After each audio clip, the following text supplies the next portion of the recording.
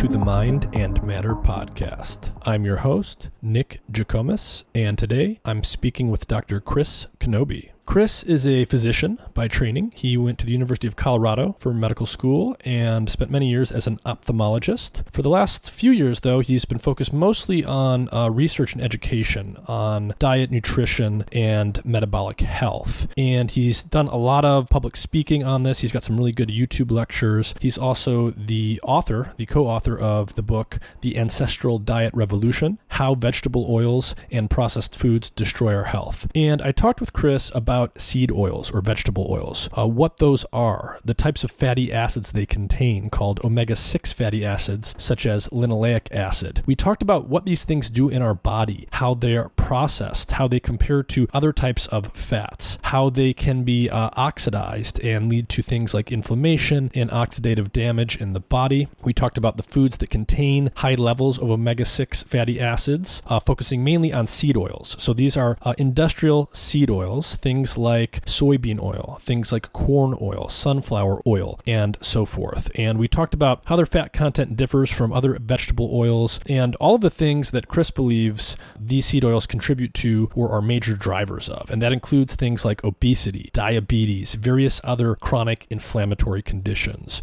He talked about how our bodies store up these fatty acids in our fat, in the cell membranes of our cells. He talked about how long it takes to actually for your body to actually get rid of these fatty acids if you stop eating them so much. We talked about why they're so common in processed foods and why they weren't very common in the ancestral state of humans. So when we were hunter-gatherers, eating traditional diets out in the wilderness, basically, we consumed very, very low levels of omega-6 fatty acids compared to what we consume today. We consume a lot of these. They've been going up and up and up in our diet for well over 100 years now. And so we talked about all of the health consequences of that. And I think this is a really interesting episode that really helps you understand how and why you might want to avoid processed foods and things that contain high levels of these fatty acids.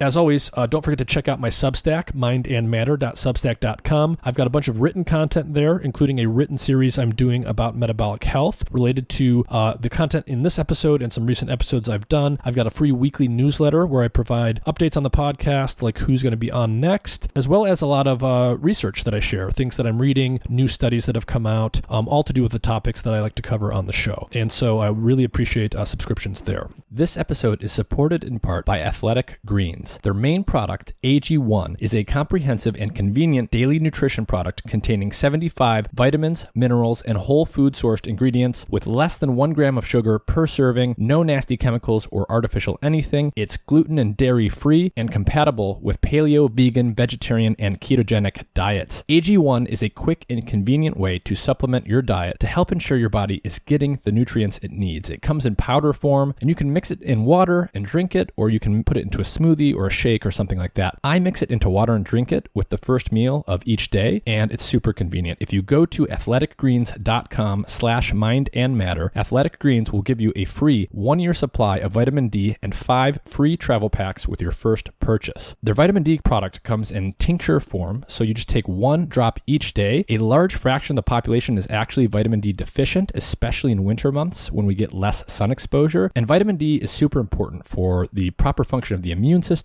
and for a variety of other things. And there's even evidence indicating that vitamin D deficiency is correlated with more severe cases of COVID-19 in those who get infected. Every time I go into the doctor each year for a checkup, I'm always told that vitamin D deficiency is very common and I should be supplementing on a daily basis. So visit athleticgreens.com/mindandmatter or click the link in the episode description. You'll get a free 1-year supply of vitamin D with your first purchase. And with that, here's my conversation with Dr. Chris Knobbe. Briefly, like how you got into the realm of seed oils and things that we're going to talk about today. Yeah, sure, Nick. So I'm traditionally trained physician and ophthalmologist, and I really got into this out of my own suffering. Started with arthritis way back, 30 years ago. And that eventually led me about 12, 13 years ago to investigate that, and um, try not to go into too much detail here, but um, so I guess the my arthritis led me to Lauren Cordain's book, The Paleo Answer. And from that, I determined that um, basically processed foods, refined flours, sugars, and vegetable oils were driving most all of the chronic diseases. And so, but there were things about Cordain's work that I didn't really agree with, didn't understand, and I just kept researching. And eventually, a couple of years later, I came across the work of Weston Price, and really began to connect the dots between processed foods and chronic disease in a deeper way that made more sense to me. And that year, Nick, then I hypothesized that processed foods and vegetable oils, sugars, refined flours, all that might be driving age-related macular degeneration. I'm an ophthalmologist. Age-related macular degeneration, or AMD, is the leading cause of irreversible vision loss and blindness in people over the age of 50 worldwide.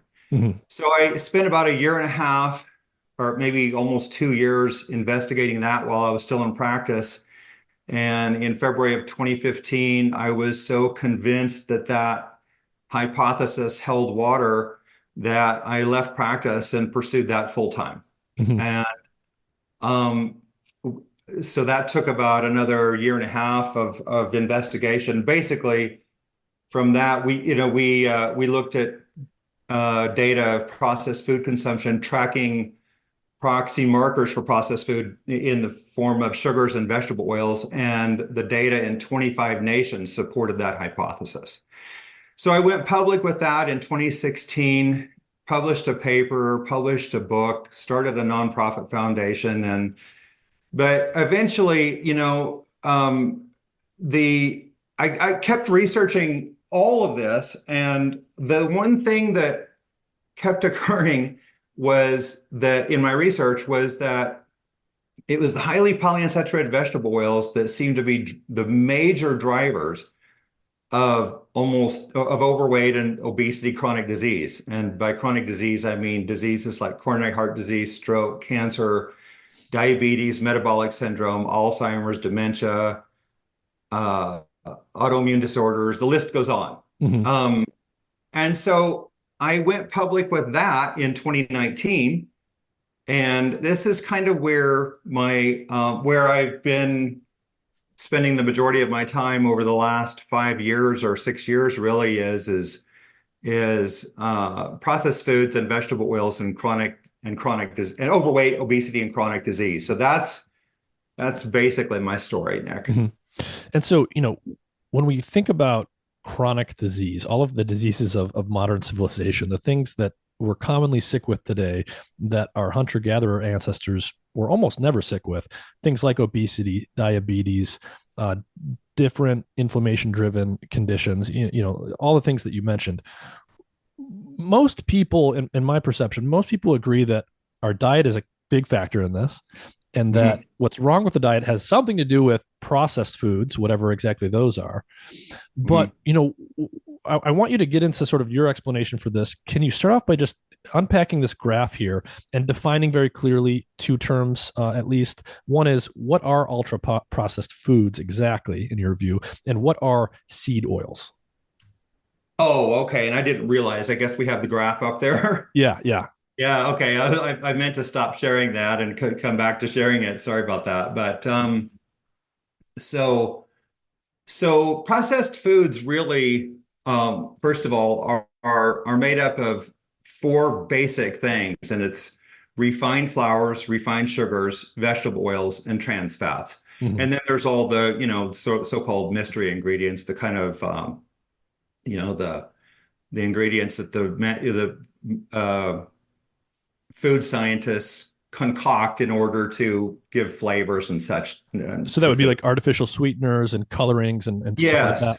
Yeah, all those kind of things. But but I don't know that those things are the primary problem. It's those four big components, the refined flours, sugars, vegetable oils, and trans fats that are really the main problem. And if you go clear back to Weston Price's research in the 1930s, you'll find that he connected the dots between people consuming these foods because they and chronic disease because these foods are nutrient deficient.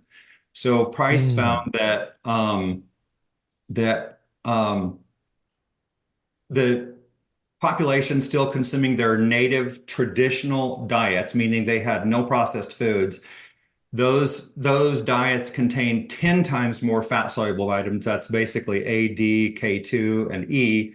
And 4 times more water soluble vitamins. That's all the B vitamins and C, and 1.5 to 60 times more minerals than did the American diets of his day. In other words, there was already that much processed food. That was in the 1930s too, that he in was the 1930s, right? Okay. And so it's only gotten much worse since the 1930s, obviously, and so has our overweight, obesity, and all the chronic disease has ramped up just exponentially. So a question there would be, if he was making those observations in the 1930s and the nutrient deficiency in the food in the US at that time was already that bad, that nutrient deficient, why didn't the obesity epidemic start in the 1930s? I think it did.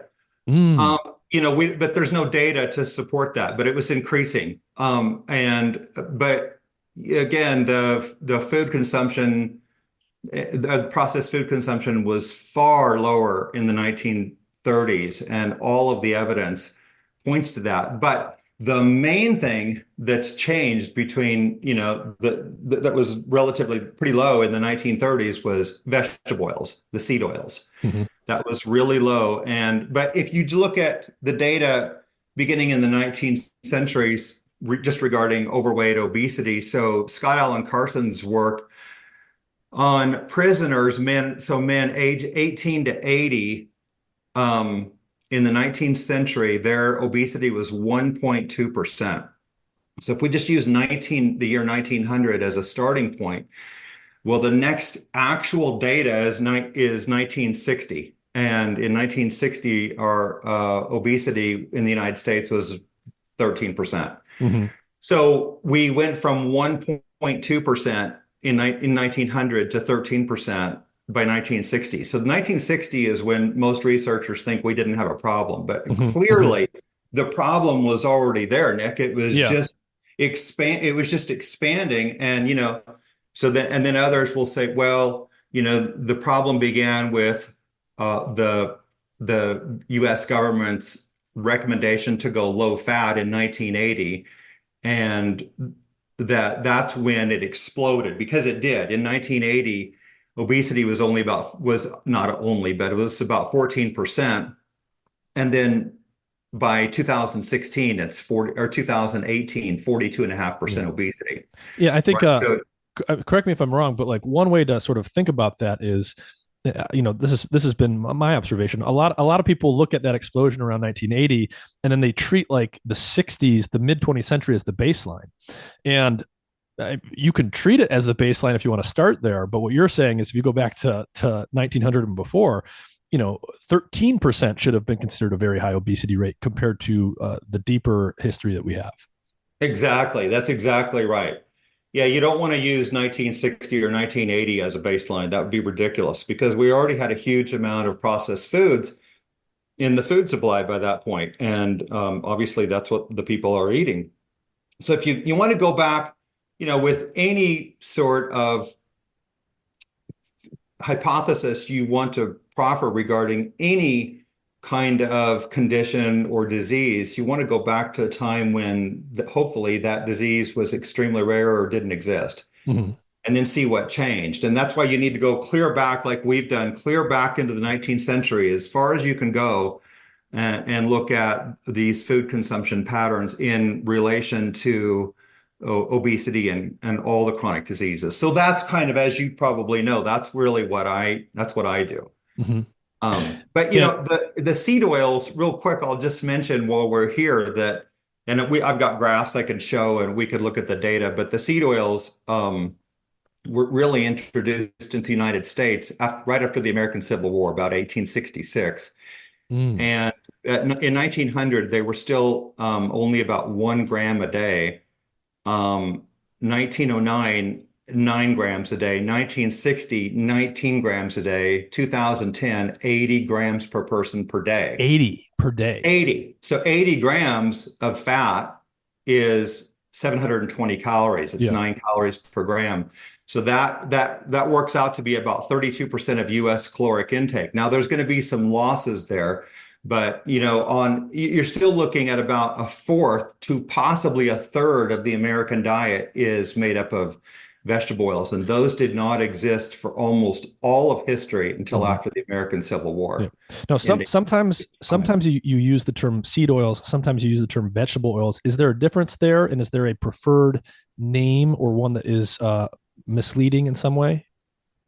yeah, so the vegetable oils would really be all of the edible oils, essentially, or they basically throw almost all of them into that category. So the so if I break that down, you can look at there's seed oils really, and then fruit oils and tropical oils. I would break those down into.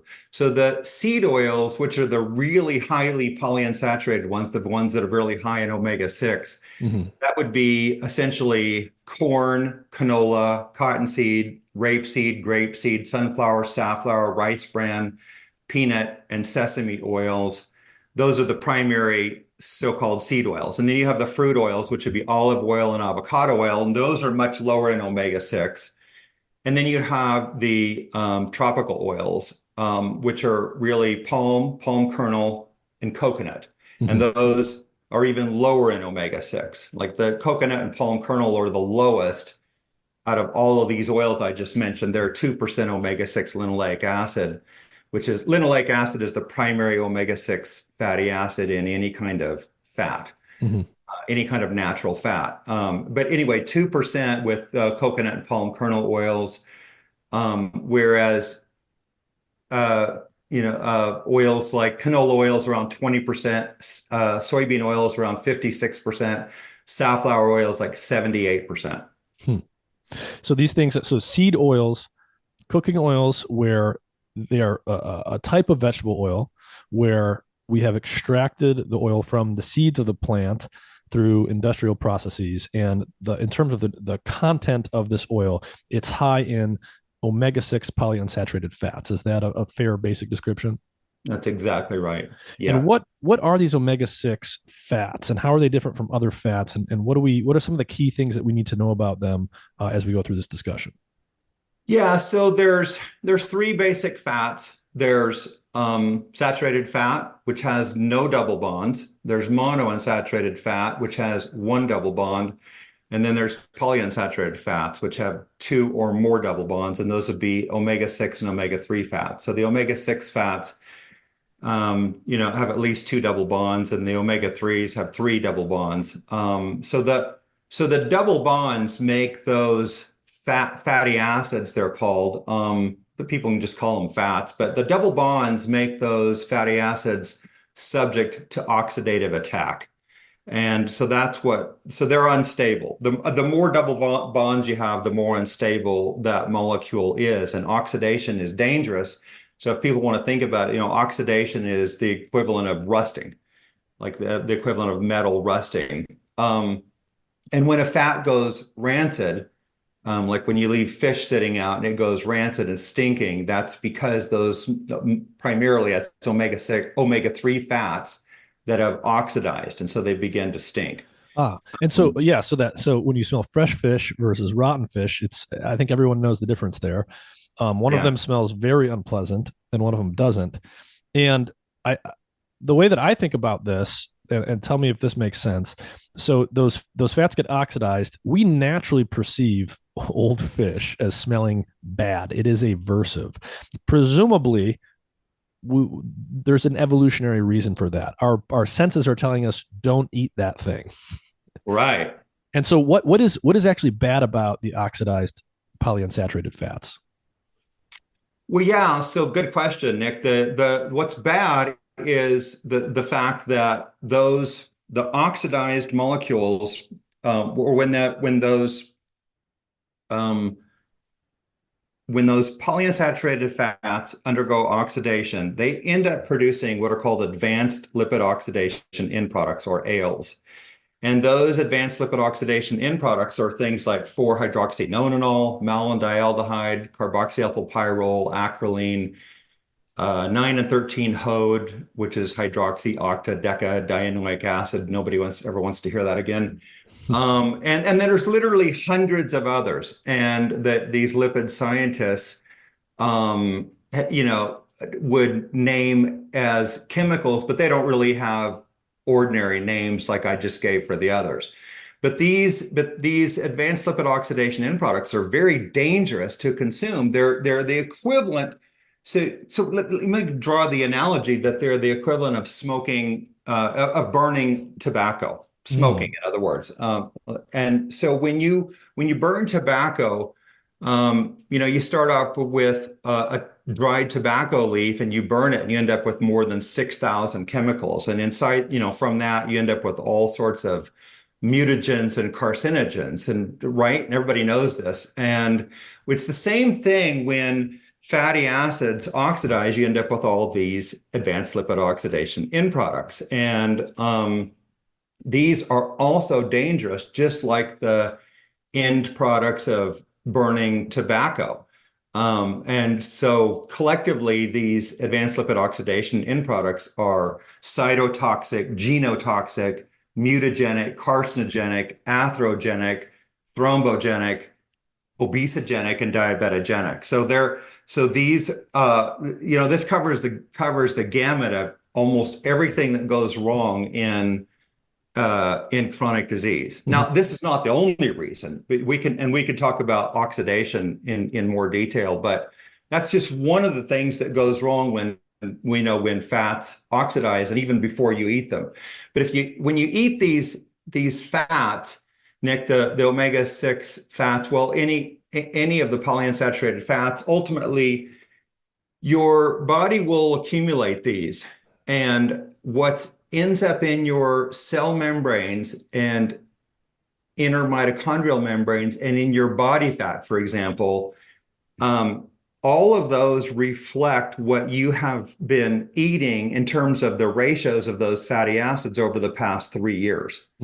And so it would be nice if we didn't accumulate these omega-6s, but we were meant to, because they normally in natural foods, they exist in very small quantities. And so we needed, you know, the omega-6 linoleic acid and omega-3 alpha linolenic acid. Those are the two essential fatty acids. We need those for a number of processes. And so those are called essential fats. But with every single thing that we consume, there is a sweet spot essentially for that. There's a dose that's appropriate for that. And when you get a high dose of omega-6 linoleic acid, it accumulates in your body, and this sets up this biological milieu that's ripe for oxidation and ultimately to cause harm within the body.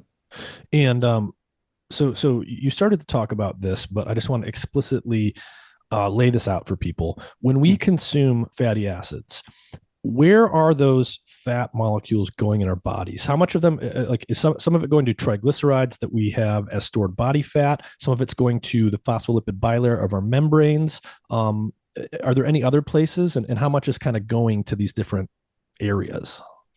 Well, you're going to, if you don't burn it, you have to store it. And you're going to store it everywhere that you have fat. So cellular membranes, inner mitochondrial membranes, your adipose, in your brain, in your retina, every place that has fat, you will begin to accumulate fatty acids that are reflective of what's in your diet. And so that's what sets us up, for disaster. If you consume too many carbohydrates, let's say, if you consume um, a huge bolus of carbohydrate, for example, what you'll do is you'll top off your glycogen stores in your liver and in your muscles. And once those are all full, then you'll need to do something with that extra glycogen, right? That extra carbohydrate. And your body can convert that into fat. In fact, it does all the time. This is why at one point, way back in the 1920s, researchers thought that we didn't actually need any fat at all in the diet because they knew already by that point that we could convert carbohydrate into fat. But your body preferentially takes those carbohydrates and converts them first into saturated fat and second into monounsaturated fat. But you cannot make the omega-6 linoleic acid or omega-3 alpha linolenic acid, those two 18 carbon omega-6 and omega-3 fats respectively. This is why those are essential to the body. Mm-hmm. When we look at the diets of traditional hunter-gatherers of different kinds, and we look at the ancestral diets that humans had, the things that we were eating before we had obesity epidemics and skyrocketing rates of diabetes and all of this sort of chronic inflammation that we have today, what did the fat profile of those diets look like compared to ours? What percentage of their calories were omega-6s, for example?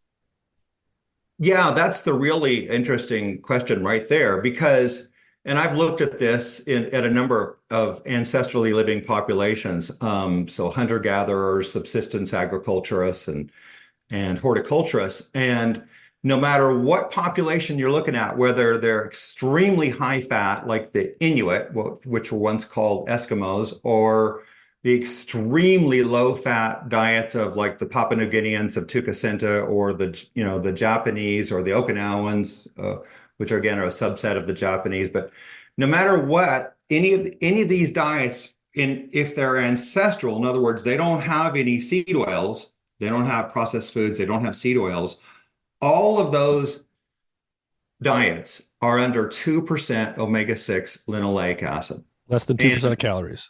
2% of total calories, exactly. And what are we at today? And by 2008, we were at 11.8%. So we were at, I might have a graph handy here for that, but I'll show you this real quickly. This is our vegetable oil consumption, because this will kind of fall into place. You can see here that for those who are able to see this, at 1865, we had 0 vegetable oils in our diet. 1900, this is where we were about 1 gram of vegetable oils. 1909, we bump up because soybean oil. So first we just had cottonseed oil, and then soybean oil came into the food supply in 1909, and that really bumped up consumption to 9 grams a day. Over here by 1960, as I mentioned, we're at 19 grams a day, and by 2010, we're at 80 grams per person per day. And this is, and I'll just mention while we're on this. So in 1900, and we didn't really go through this yet, but that was a time when there was no coronary heart disease, essentially. There was no macular degeneration. There had never been a case of Alzheimer's or dementia that wasn't syphilis related. Well, I want to dwell on this for just a second, because it's almost like alien to think about this, given how we live today and our state of health and disease. When you say in 1900 there was like virtually no coronary heart disease, people, you're saying that adults were basically not having heart attacks and things like this? They weren't. That's exactly right. Nowhere in the world. There was 8. There's either 8 or 9 papers, I think it was, in the entire 19th century, 1800 to 1900, on coronary heart disease. There was only 2 of those were on thrombotic coronary heart disease, which is the equivalent of a heart attack.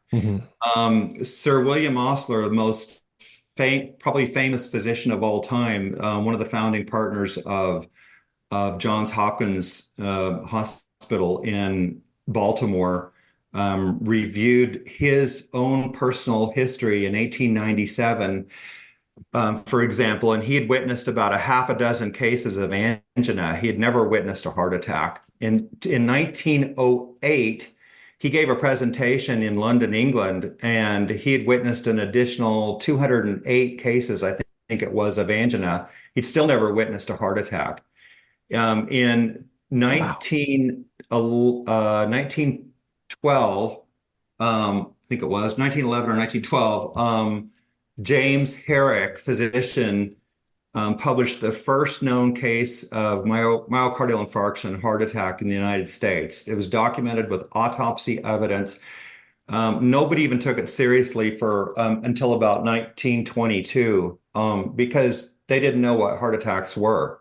They didn't know what coronary heart disease was. Yeah, that's just Again, I wild. mean, That's with just wild to think about living at a time where like no one would have even known what a heart attack was. But like today, everyone knows multiple people in their life that have had yeah, them. kids know what heart attacks are Yeah. because that's how common they are. Or at least, heart disease. Kids could vaguely understand that. And yeah, but by the 1930s, coronary heart disease became the leading cause of death.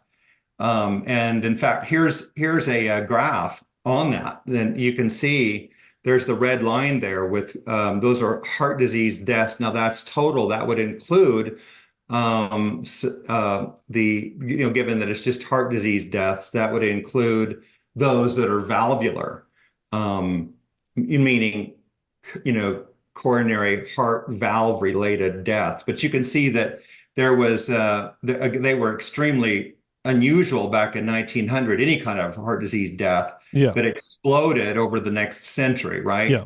And then You can for see the that go ahead. I was just going to say for those that are just listening and won't be seeing the graph here, the vegetable oil line that we're looking at, basically, a little bit before 1910, early 1900s, you see it kind of go up quite a bit, and that's as Dr. Knobbe said, that's when soybean oil kind of came onto the scene, and then it continues rising, but then in about 1960, it goes up steeply again, and then rises like even more quickly to the present day, and you're overlaying the heart disease deaths with that. And these two things are correlated quite clearly.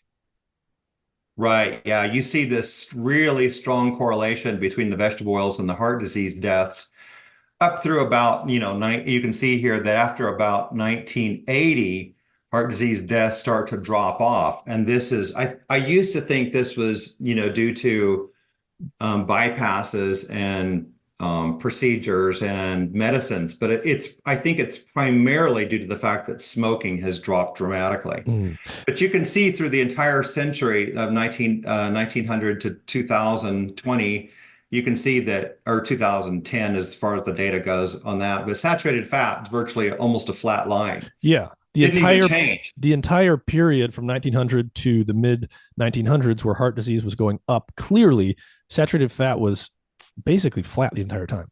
Yeah, and this is our published graph from a paper in 2017. And so, yeah, so you can see there's that saturated fat increased about 5 grams late, around 2000, it's come up just a little bit, but it's virtually a flat line. So I'm going to go back.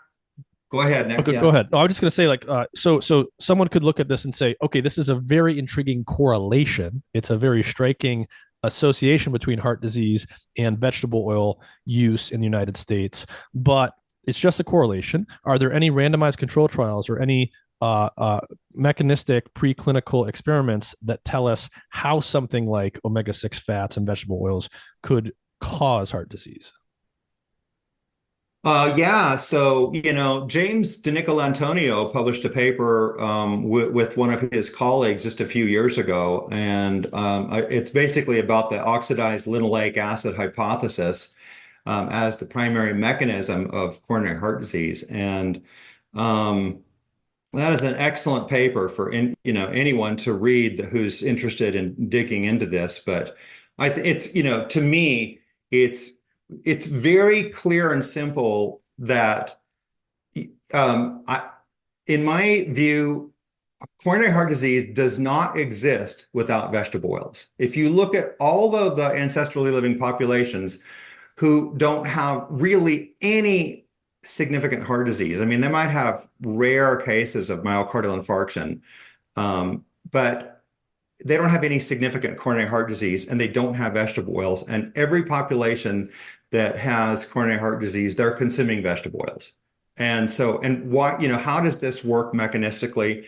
Well, I think that, in a very maybe simplified view, that oxidized LDL, low density lipoprotein, is what is taken up into arteries to begin and propagate atherosclerotic plaques. And LDL in its native state, meaning when it's unoxidized, is not taken up. And so how does LDL oxidize? Well, it oxidizes because of the fact that it takes up linoleic acid, and then that again oxidizes because of the fact that it's the multiple double bonds, and it's very prone to oxidation.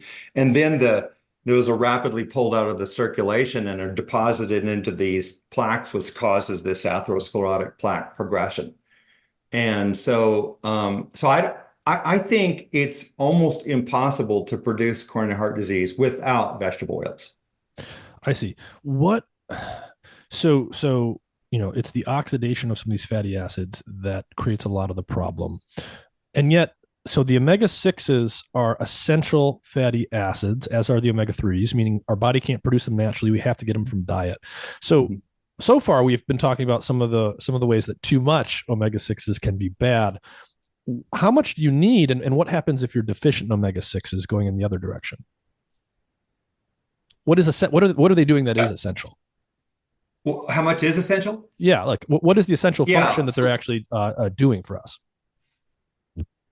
The essential functions are probably myriad, but what we see in animals who have been put on a 100% fat-free diet, and there's been a few humans that were also subject to the same because of intravenous feeding or some kind of feeding with entirely fat-free diets, or almost entirely fat-free. But what happens in animals is that they develop rough coats, red eyes, deterioration of all of their external surfaces, deterioration of their gut, inability to absorb nutrients properly. So then they become sick, and they'll eventually die without omega-6 and a small amount of omega-3 fat. But this is why the researchers Burr and Burr, I can't think of their first names, but they were husband and wife way back in the 1920s, back in the time, as I mentioned, that this was a time when researchers felt that we didn't require any fat in our diet whatsoever. And they completely extracted all the fat out of foods that they put various animals on, mostly rodents.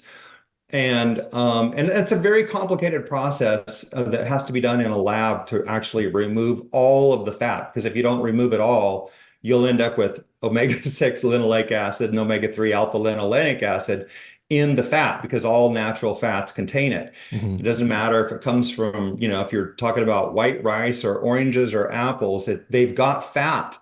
In all of those have fat, and they will contain omega-6 and omega-3. So we only need a tiny amount. And so Burr and Burr figured out that animals could not survive on a fat-free diet. They become sick and they would die prematurely. All right, but it takes a while, because eventually you have to remove, you have to use up all of your stored omega-6 and omega-3 in your own body before you become severely deficient, right? And so it depends on how much you have in your body to begin with. All right, but if you look at, and I've got a graph here, you can see that Americans in 1865, we modeled their omega-6 consumption. They were at about 2.4 grams of omega-6 linoleic acid per day. And that's about 1.1% of calories. But animals and even humans don't need more than about 0.5%. And there's been an argument made by ancestral researchers that we need only as little as about 0.35% omega-6 linoleic acid, because that's what hunter-gatherers are consuming. Yeah. Okay, so what you're saying is hunter-gatherers are estimated to consume never more than 2%, and we probably only need at most 0.5% of our calories to come from these omega-6s. That's right. We might need a little bit more than 0.5% as infants, but after infancy, probably no one needs more than 0.5%. Mm-hmm. And we certainly don't need anything above about 1.6 to 2% is excess. And as I mentioned early on, there's a sweet spot. There's an optimal consumption of every single nutrient there is, water, oxygen, iron, copper, molybdenum, you name it. They all they need to be consumed at an appropriate dose. Yeah, and not too much, not too little. Exactly. Either way is dangerous. Mm-hmm. And so if we go back to this graph, you can see that, again, we were at 1.1% omega-6 in 1865 when we didn't have any chronic disease. And in 1909, that had doubled to 2.23%, or it had gone from 2.4 grams. That should say 4.8 grams. That's a misprint there. By 1999, you can see we were at 7.21% of our diet as omega-6, or 18 grams a day. In 2008, 11.8% of our diet is omega-6 and 29 grams a day. And if you overlay our obesity, our coronary heart disease, our cancer, diabetes, metabolic syndrome, Alzheimer's, dementia, macular degeneration, all of them are intimately related to this right here. They're related to the seed oil consumption and to the omega-6 consumption. I want to ask you something about this graph. It's triggering me about something else that I've been researching. So for those just listening, right, we're looking at the percentage of calories that come from omega-6 fatty acids over time. And, you go back to the 1800s and forward to the present, and it's just a line going up and to the right. But at about 1999, right at the turn of the millennium, that goes up even faster. So the slope of the graph gets much steeper. What's interesting about this to me, Dr. Knobbe, and I'd love your take on this, is I know that from about 99, 2000 to present, our total caloric intake wasn't really rising anymore. We were no longer consuming more total calories. And in fact, some of our nutrients, our total fat consumption, and I think our carb consumption, either plateaued or even started to drop off around this time. And yet we know that the obesity epidemic kept getting worse. And so do you think that this is a key piece of that puzzle there, that even though we weren't continuing to eat more after 2000, we were continuing to eat more seed oils? Yeah, that's exactly right, Nick. And I've got graphs on that too, but I can, most of this is in my memory, and these are key points that you're bringing up. And you're exactly right. Right around 1999 or 2000, caloric consumption started to just slightly decline. Whether you look at total calories available or calories consumed, began to decline at right around 2000. Again, while obesity was I forget what it was, 30 some percent in 1999. I think it was 31%. And then we're at 2018, we're at 42.5%, right? But the calories didn't go up. Yeah. And if you think, well, but it was the sugar. No, after 2000, either 1999 or 2004, right in there, depending on two slightly different data sets, sugar has been on the decline in the United States. And so again, sugar on the decline while obesity goes through the roof, and diabetes going through the roof, by the way. And then you say, well, it's the carbohydrates. Well, carbohydrates, at least from 1997 through 2013, declined also.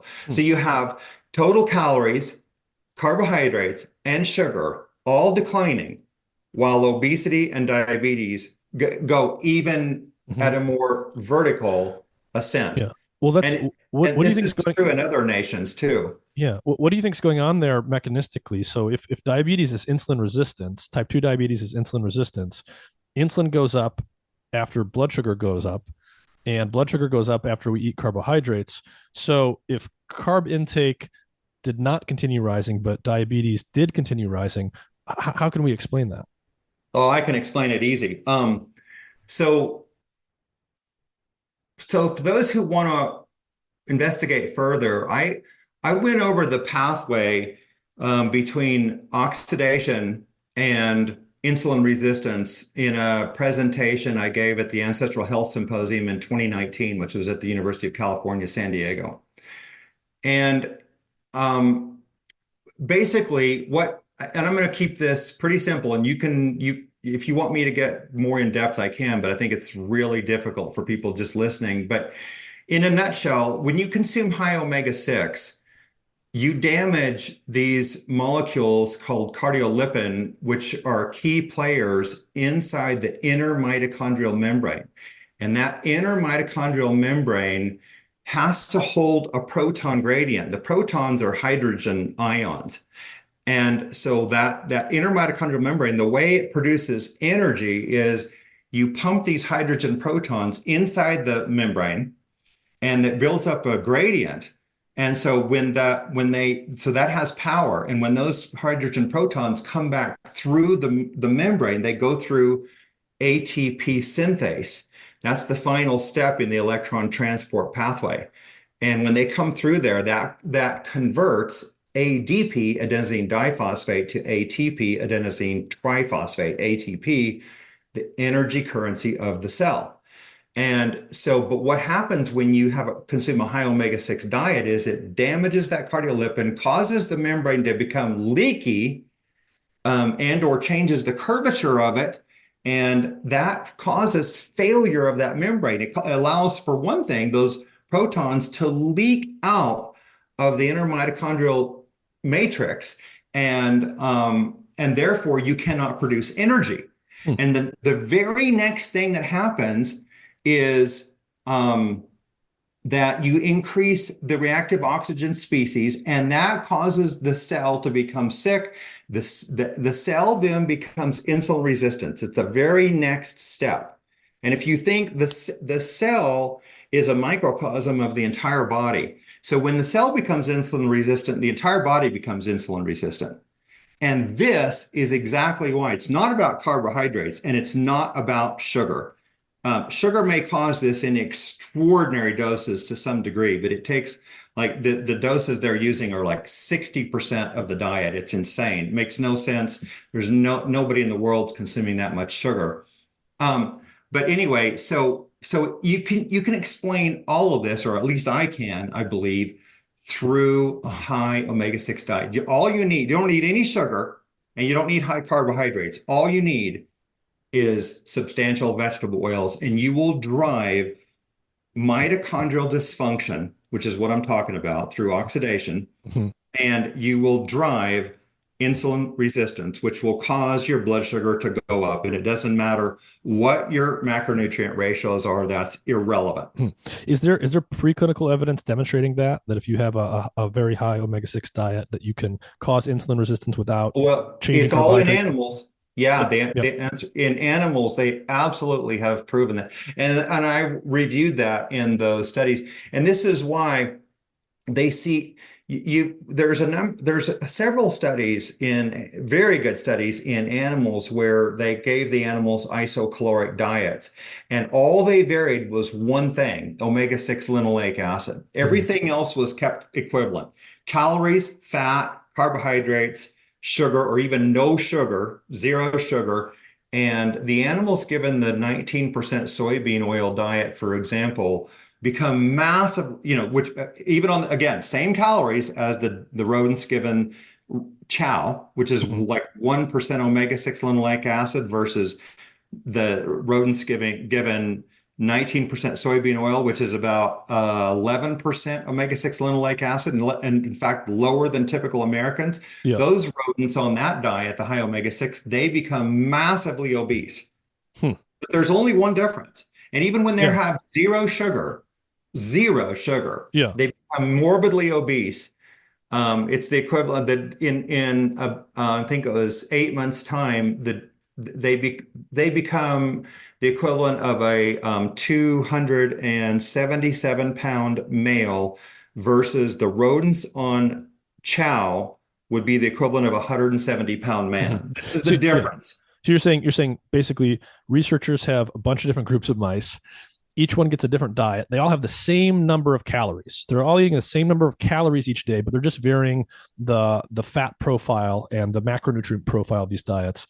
You're saying that the mice who get the high soybean oil diet, which is giving them high omega-6 fats at roughly the levels that, a lot of Americans are eating today, those mice get obese and they get sick compared to the other mice, even though the other mice are eating the exact same total amount of calories.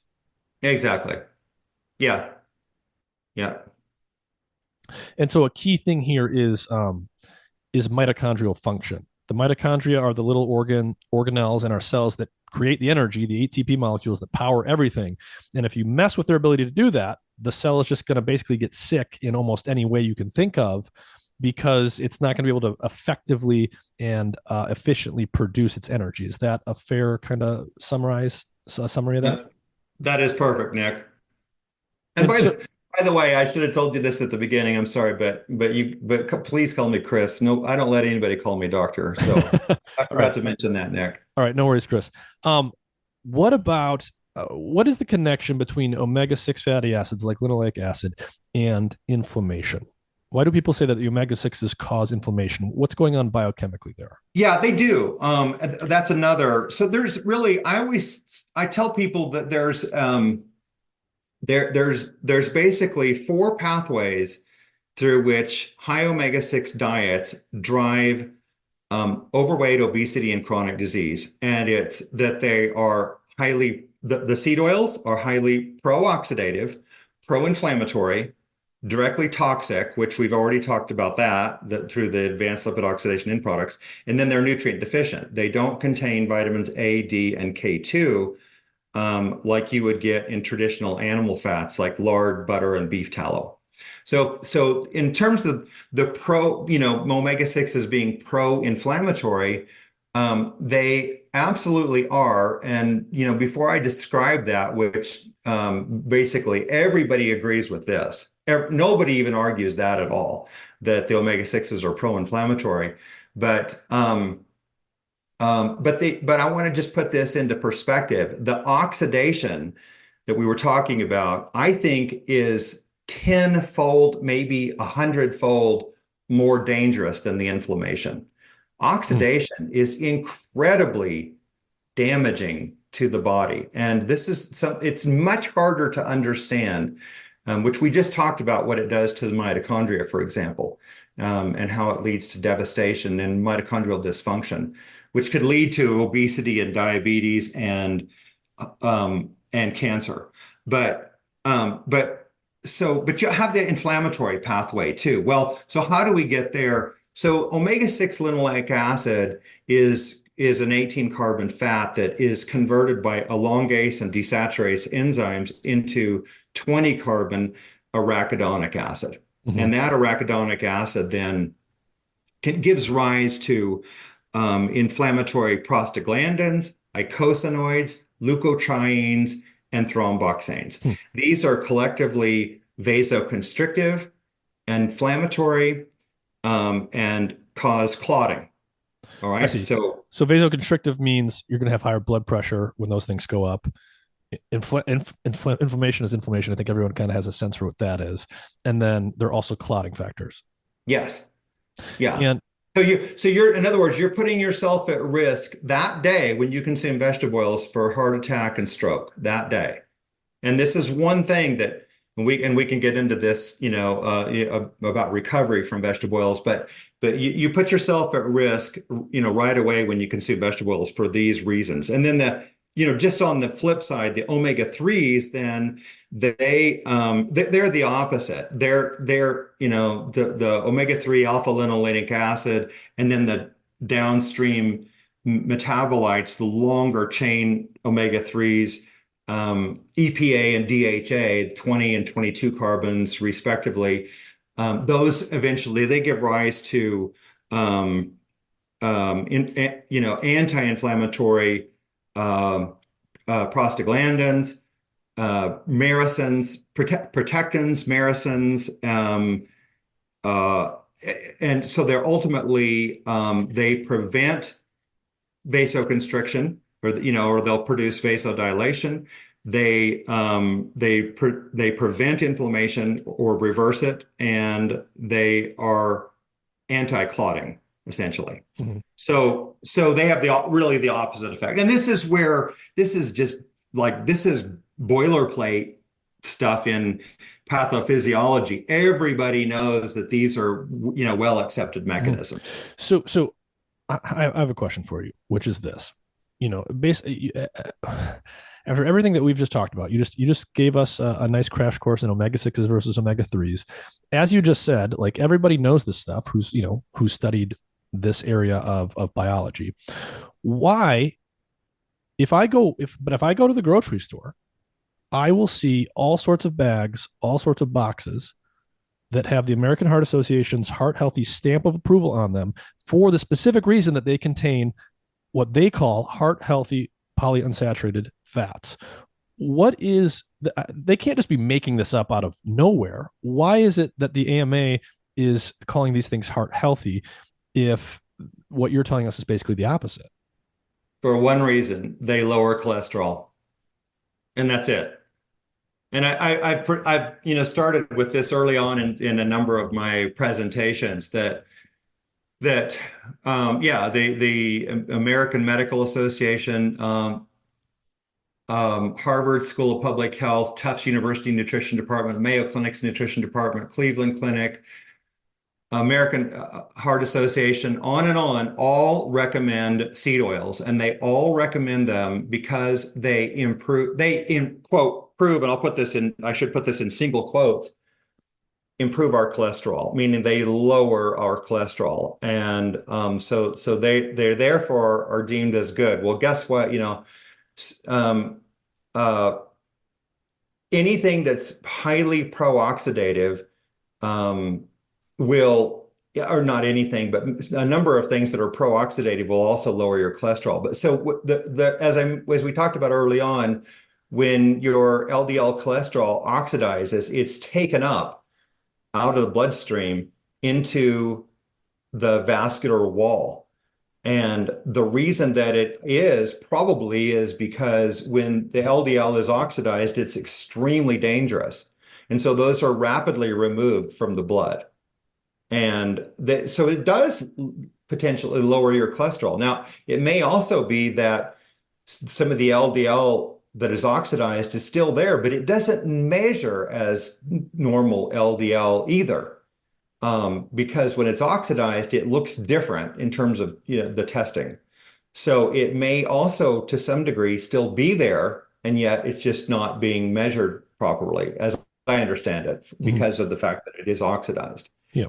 Based on everything I know and I've learned, over the past few years about metabolism, about cholesterol, about the history of medicine, a fair summary of what many people, including you, I think would say is the standard story that we've been told about the relationship between cardiovascular disease and cholesterol is wrong, or at the very least, very lacking in the appropriate level of nuance. And it's simply not true that lowering your cholesterol is going to be good for everyone all the time. Is that accurate? And if so, why is the story persisting with such vigor? Because orthodox allopathic medicine, and I was trained in their institutions. I'm a graduate of the University of Colorado School of Medicine, which is an allopathic school of medicine, of course, and traditional medical school. They have been supporting this theory, this hypothesis or belief system that cholesterol itself drives coronary heart disease, and so it just needs to be lower. And of course, the research shows over and over, and I think this gets to be to me, a boring topic, Nick, but because I feel like we've gone over and over and over this, but no matter how low you make the cholesterol, you can't prevent coronary heart disease if that LDL is oxidized. Hmm. So they're missing the main point of the fact that why is it so hard for them to look at this and just see that, all of these ancestrally living populations, whether it's the Inuit who consumed who are almost carnivores, or whether you look at Papua New Guineans of Tucacenta who were consuming almost nothing but sweet potatoes, or you look at South Pacific Islanders who live off of fish, starchy tubers, fruit, and fruit mostly, and coconut, and the half of their diet, coconut, and on and on. All these diets that don't contain vegetable oils, they don't have heart disease, right? And typically their cholesterol levels are really they're pretty low. Just like the Maasai warriors of Kenya and Tanzania, they were shown to their cholesterol is pretty low. I think it's I forget the numbers, but it's under 200. Hmm. I think it's 160 or 180 or something like that is what it was when George Mann studied them back in 1972. And everybody's scratching their head. How can they consume 66% of their diet as animal fat and have no heart disease? At least no coronary heart disease that ends in heart attack or congestive heart failure, right? Hmm. And so, but to me, it's just very simple. They don't have vegetable oils. They don't have a very low omega-6 diet, and so they don't have oxidized LDL. And one of the things that people are not really talking much about that I think is the main reason our cholesterol can end up so high is one thing, and it's copper deficiency. Hmm. And James DiNicolantonio reviewed this in his book. I think it's called The Mineral Fix. It's a really big book, but it's a great resource. And our diets are really low in copper if you're not consuming some of the things that are high in copper. And there's not very many things, but it includes liver, lentils, some beans, and chocolate. And those Hmm. are some of the few things that contain significant copper. And I know a fair bit about this because I was copper deficient myself and had very high cholesterol, like 300 to 500. Hmm. Wow, Corrected that's very high. yeah, and it'd been like that since going clear back to when I was in my early 30s. And it corrected only with one thing. And I have zero coronary heart disease. I had a coronary artery calcium scan in 2020, and is zero. It had no calcium plaque Was whatsoever. were your doctors shocked when they saw that, knowing what your Well, cholesterol levels were? I don't go to doctors. Oh, how did I you? mean, not for that anyway. Yeah, yeah. No, I just ordered my own. Anybody can Oh, order their own coronary artery calcium scan and go in and have it. That you can get them here in Denver for like $100. oh, Uh, wow. so they're very inexpensive and a really good thing to do. But yeah, so I'm a perfect case. Why would my total cholesterol average 380 or something like that, for 25, 30 years, and yet I have absolutely zero coronary artery disease? Well, for one thing, we always cooked our own food, and I didn't use vegetable oils. I didn't know what I was doing most of that time until 2011, but I wasn't using vegetable oils, and I think this is the reason why. But I was copper deficient. So if people will consume copper-rich foods for a period of time, and you might want to measure your copper, I didn't mean to go down this pathway so much, Nick, but this is just since we're on the subject. Mhm. But if you're low in copper and you raise your copper, I can almost guarantee you your cholesterol will normalize. Interesting. So, quick question for you before we move on to a different subject. Um, you presumably weren't concerned about having a heart attack or anything like that when you noticed that your cholesterol levels were that high.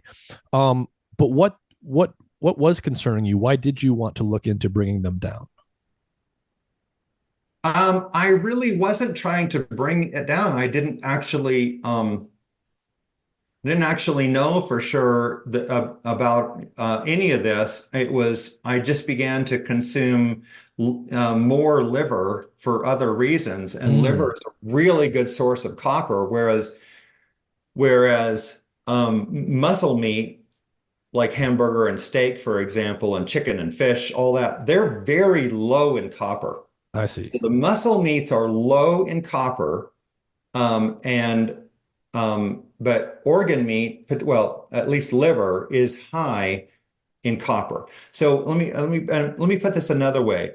So the muscle meats are high in zinc and iron Hmm. and low in copper, and liver is high in copper and low in zinc and iron. And Mm, interestingly, zinc and possibly iron, but zinc is a strong competitor for absorption with copper in the gut. And so if you consume a lot of zinc and copper together, or if you take zinc supplements or just zinc-rich foods, you can further deplete your copper. oh, And and this is I think is a huge reason that we have so much high cholesterol. This doesn't have anything to do with oxidation of cholesterol, right? This is a separate subject.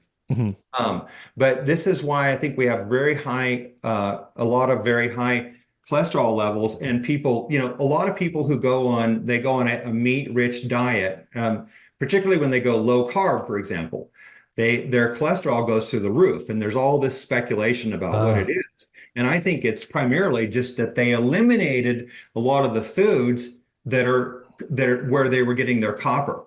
In I see. fact, So not only are they not getting that copper if they're not eating things like liver, but the ingestion of that food is high in zinc, and you're saying that's going to competitively inhibit the absorption of copper. that's exactly right. Interesting, interesting. And I guess, yeah, the instinct most people would have there is to say that that type of diet is going to increase cholesterol to because you're getting more saturated fat or something. Yeah, that's exactly right. Yeah. Yeah.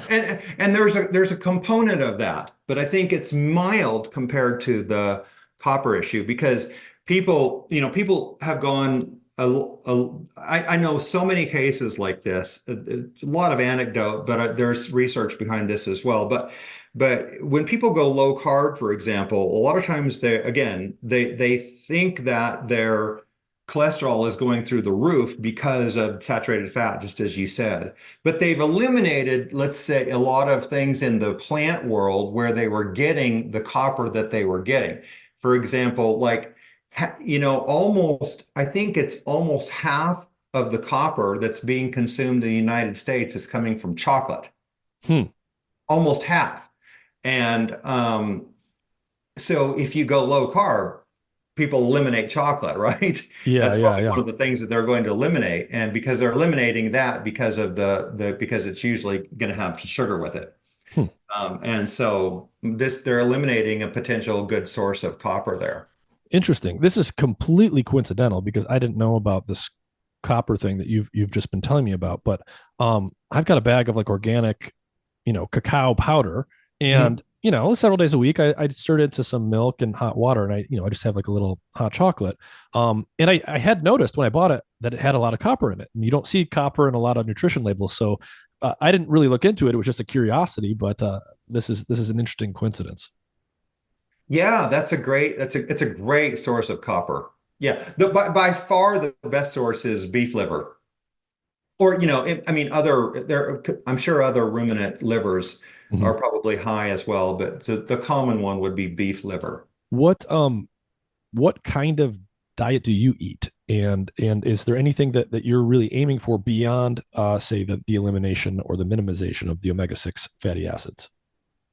Yeah, so I eat and recommend an ancestral diet, and that just means that I've eliminated processed foods. I just don't consume really hardly any processed food. I certainly don't eat any vegetable oils of any type. actually. I don't even consume now. If I were to consume any, it would be, coconut oil or maybe a little bit of olive oil, but those are key for me. So I actually over the last I mean, my diet has changed a lot over the last 12 years, but currently I've reduced my amount of protein. I've dropped, my total meat consumption down to maybe 12 ounces, 10 or 12 ounces a day, and increased the foods from the plant world. So I'm on what many would probably think of as a high carb diet, but it's probably around 45% carbohydrate, maybe 30% fat or less, um, and the rest protein. So, but I consume lots of plantains, sweet potatoes, some rice, um, some pasta, lots of fruits, apples, oranges, strawberries, berries, blueberries, and then a number of fermented foods, sauerkraut, kimchi, um, yogurt, kefir. Um, those are the things. And so basically that's basically what my diet is like currently. Hmm. And so, with an eye towards thinking about reducing omega-6 intake and getting some of those fatty acids out of the body. Let's say that you're the typical American today, and you're eating something like a 20-to-1 ratio of omega-6 to omega-3 fatty acids. And let's just say that you snap your fingers and you get it down to a 1-to-1 ratio or something close to that. Mhm. How long would it actually take the body to adapt to that, for its fatty acid composition to reflect that new ratio of omega-6 to omega-3s? Yeah, 3 years. 3 years. 3 years. Yeah. So the half-life of fatty acids in the body is 600 to 680 days, and so roughly 2 years for the half-life. But interestingly, one study firmly showed that you could turn over all of your body fatty acids in 3 years. This is in humans, of course. So for somebody, our diet should be less than 2% omega-6 linoleic acid, and that would produce there. We haven't gotten into this so much, but you're again, as we talked about, it's reflective of the amount of omega-6 linoleic acid in your body fat. And that would produce, and there's 4 studies that show this, only 4, all done in 1969 by Ian Pryor and colleagues in the South Pacific. So these 4 populations had their body fat analyzed, and they were on completely ancestral diets, and their body fat averaged 2.82% omega-6 linoleic acid.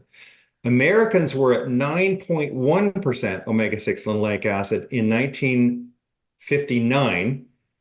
We were at 21.5% omega-6 linoleic acid. Again, this is now in our body fat, right? So this is our body fat. So it should be 2.8% roughly. We were at 9.1% in 1959. We're at 21.5% in 2008, right? I just want to make this really clear. So we want to be back to 2.8%, but our half-life is 2 years, and we can turn over all of our fatty acids in 3 years.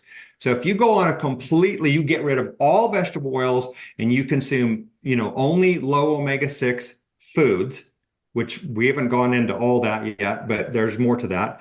But so you can be back down to theoretically back down to 2.8% omega-6 linoleic acid in your body fat in 3 years.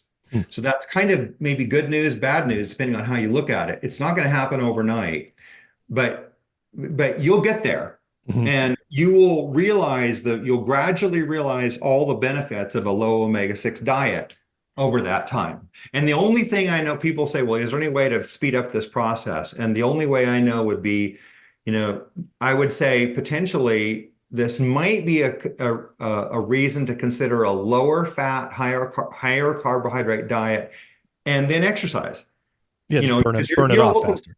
yeah, you're ultimately going to need to burn the omega-6, um, use it for fuel essentially to get rid of it.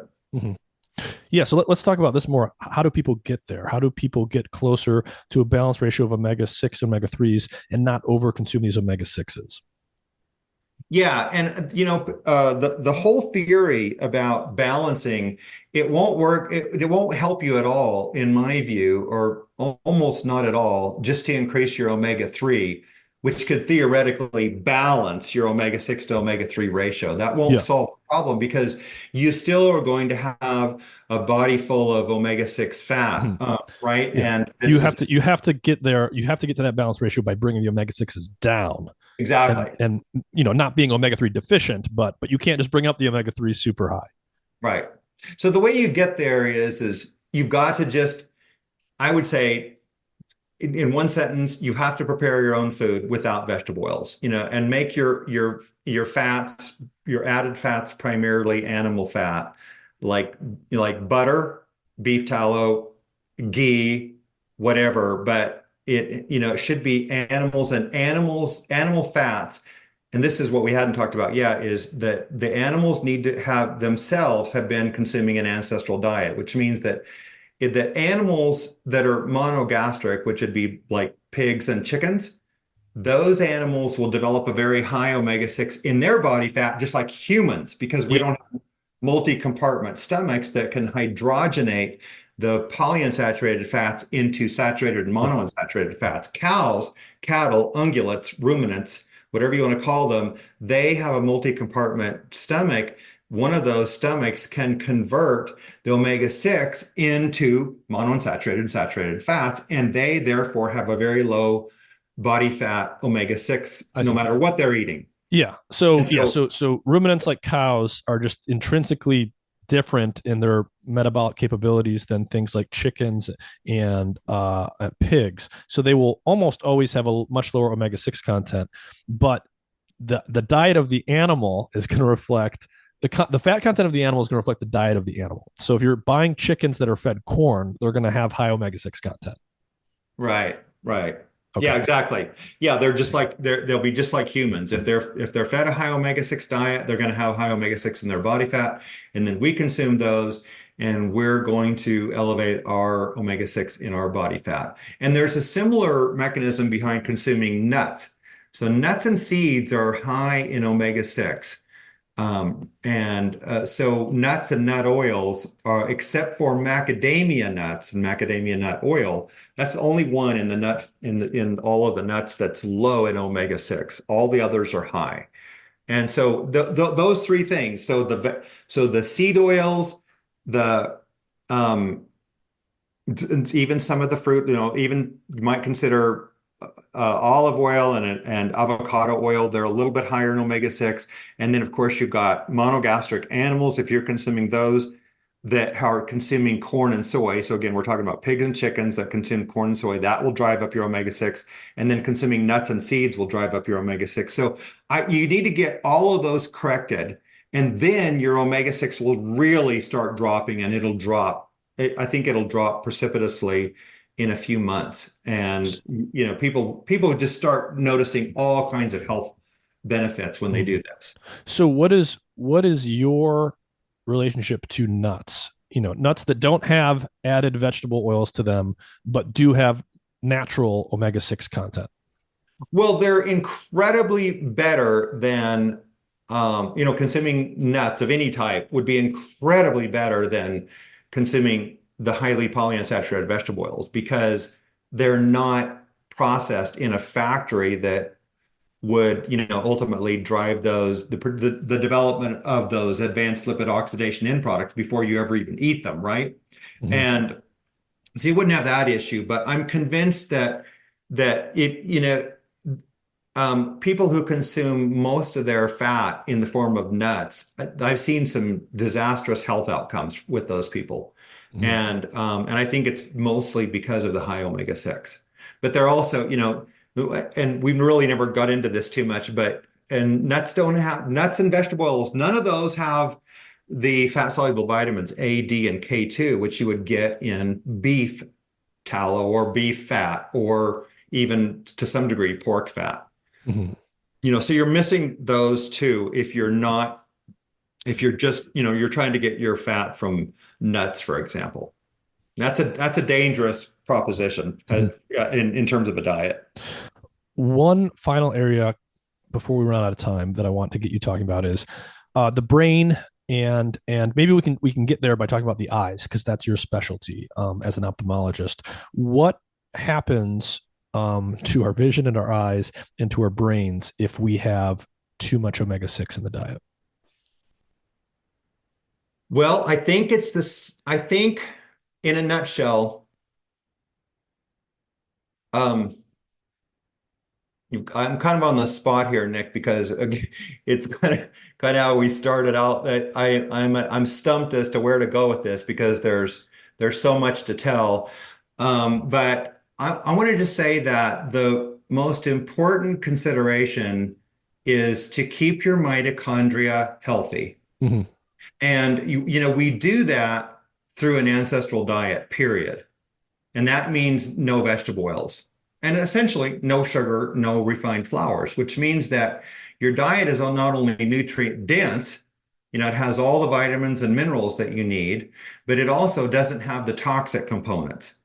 And so, I think that if we could just draw some big parallels between the brain and the eye or the retina, they're all subject to the same insults in terms of oxidative attack and lack of nutrition, Mhm. right? And in the eye, in the retina, um, one of the most important things that happens when people consume seed oils, I believe, is probably damage to the mitochondria that ultimately causes destruction of the retinal pigment epithelium, which is what supports the retina proper, the rods and cones. And so when you actually see the retinal pigment epithelium, or the called the RPE, you actually see at what we ophthalmologists would call atrophy of that layer. And when you see RPE, we see that we call it RPE dropout or atrophy. And um, um, when you lose, each RPE cell supports about 30 photoreceptors, rods and cones. And so when one RPE cell dies, 30 photoreceptors die with it. And neither of these are regenerative. They don't come back, right? And so this is one of the main pathways to macular degeneration, is this right here. Now, there's many other pathways that I don't know that we should try to get into all that. That's detail that probably almost no one wants to hear, but I think that, and there must be, very similar pathways in the brain itself. But that's definitely not my area of expertise. But, interestingly, if we just talked about Alzheimer's for a moment, so Alois Alzheimer, the physician, diagnosed the first case of what was eventually called Alzheimer's disease in 1908. And then I think there was another four cases diagnosed in 1910 or 1911. And then, by the 1940s, there was several hundred cases. And, today there's, as of about 2020, I think there was 55 million cases of either Alzheimer's or dementia in the world, and another 10 million cases per year added. This is a new case of Alzheimer's or dementia every 3 seconds. Um, but the one thing that's our genetics haven't changed, right? And they've not changed at all in a century. But what's changed drastically is our diet, and the main thing that's changed is the vegetable oils. Hmm. Yeah, so it sounds like, I was reading a paper by Bob Lustig and some other people, and they go over the concept of obesogens. And what they did was they compared and contrast various different models that people have used to explain how metabolic dysfunction and things like diabetes and obesity arise. And there's the energy balance molecule, which basically just says the more calories you eat, the bigger you're going to get energy in, energy out. There's the carbohydrate insulin model, which is the classic model of how things like carbohydrates and sugars raise insulin levels and cause insulin resistance. And they sort of say that they don't really like those two models very much. And they have a model that combines the obesogen model, and an obesogen is just things that we eat which cause metabolic problems. And then there's the sort of reduction oxidation model. And basically what they come to is they say, we think that a lot of the metabolic problems we're having today is that we're eating obesogens that are having their obesogenic effect in large part through changing things like the levels of oxidative stress that our cells are exposed to. And if I'm hearing you correctly, it sounds like, at least directionally, like you would have basically that viewpoint. Um, yeah, I guess again, I would say that the primary obesogen would be would be seed oils. Yeah. That would be it. And there's a lot of concern about about many other obesogens, and everything from stress, lack of sleep, um, you know, I'm sorry, various endocrine disruptors, for example, like plastics, Yep. right? And but interestingly, the top five most obese and diabetic nations in the world are all South Pacific Island countries. And these countries, we were just down there evaluating their food supply. I'm going to stop this screen share if that's okay. We can come back to it anytime, but we were just there in October and November, rather, evaluating the food supply and some ancestrally living populations down there. But for example, what we found in Samoa, which is, I think, about number 2 or 3, the most obese and diabetic nation in the world, their total obesity, overweight and obesity is about 90%, and diabetes is almost 30% in adults. So it's just outrageously high. And what we discovered was that they're consuming our oils primarily. Their traditional oil or food was coconut oil. Much of their diet came from coconuts, and they would make coconut cream. They didn't actually make the oil, but the coconut cream is where you get all the coconut fat. That's the coconut oil, right? It just hasn't been removed directly from the cream. But anyway, so they're consuming our oils, like our soybean and canola oil and safflower oil primarily, instead of coconut oil, because we've told them, Americans, and they've been listening to our science, that they shouldn't be consuming coconut oil because it's high in saturated fat. Yep, that'll And raise your cholesterol. So it all comes back to that sort all of goes back to one thing. that Yeah. belief system, and they bought into this hook, line, and sinker. And to this day, the grocers down there even told us that the rich people they are the ones that primarily buy the canola and soybean oil. They're the ones that want that the most. It's more expensive than the other oils, but they've been told it's better, right? So, I forgot how I got onto that, Nick, but Yeah, I mean, you were just talking about the most obese populations, and oh yeah, back to yeah. the obesogens. I know why I mentioned that is because these islands are pretty darn pristine In in terms terms of of, the plastics and things like yeah, that. yeah. I think Yeah, in terms of the things that we think, in terms of the environment, pollutants and yeah, all this, and of course, I don't know about their stress or their sleep or yeah. whatever, but But those people other things are that probably lower than they are for us, and they're even more obese. they're yes. Yeah. They're even more obese than America. So if you look at only developed nations, United States is the most obese nation in the world. But if you look at all nations, developed and developing, it's the Pacific Islands that are the top 5 most obese and diabetic. Mm-hmm. Interesting. Yeah. Interesting. And I guess yeah, the drivers of the supply of these things are pretty clear, I would think, to most people, right? Like we've just devoted a lot of agriculture to creating these crops that can be used to basically cheaply make these things. And so there's a pretty straight arrow you can drive in terms of the supply to the demand.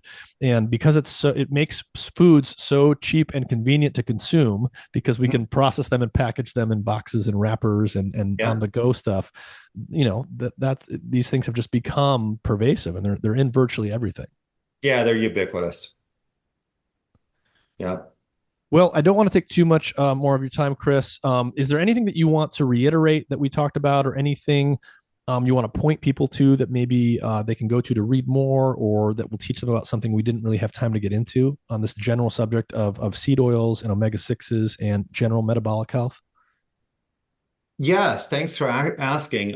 So for those who can see this is our new book, my new book. I have a co-author, Suzanne Alexander, but it's called The Ancestral Diet Revolution. And this came out in last summer. And this book reviews basically everything that we've talked about today, but in much greater detail. There's something like 80 graphs that in the book, most of which I produced along with colleagues, and so it's science, but it's very readable, and the pictures really the graphs and the tables really drive the point home. We do have social media. I don't handle that. Suzanne Alexander does, but so we have Facebook, Instagram, Twitter, now known as X, right? And we have so I work for two nonprofit foundations, Cure AMD Foundation, that's for macular degeneration, and Ancestral Health Foundation. The latter does not have a website yet, but these are the nonprofit organizations that we work for. Those are the places that people can go to look for more. But yeah, it's a shameless plug on the book because we don't earn any income from that at all. That income, the royalties from that book go directly into the foundations, and from that just supports operations and research. So yeah, I don't earn anything from working in this field. I'm just here because I believe in this mission. All right. Well, Dr. Chris Knobbe, thanks again for your time. This was really informative. Thanks so much, Nick. I really appreciate it.